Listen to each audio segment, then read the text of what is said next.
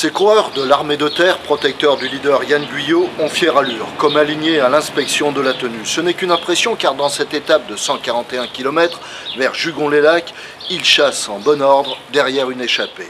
Et dans cette échappée, il y a du beau monde, du gros gibier.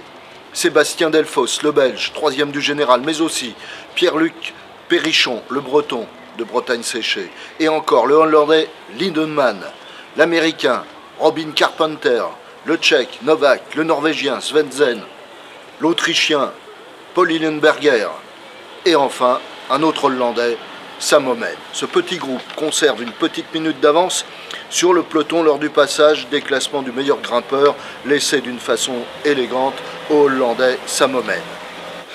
C'est à l'approche de la vallée verte que le déroulement de la course prend une autre allure. D'abord cette montée époustouflante vers la ligne d'arrivée. Ils ne sont plus que 4 à l'avant. Le Belge Delfosse, le Tchèque Novak, le Hollandais Lindemann et le Breton Pierre-Luc Périchon. Ils ont 40 secondes d'avance sur le peloton du leader. Et derrière, c'est Arnaud Gérard et Franck Bonamour qui reviennent en force. Ils rejoignent le groupe de tête.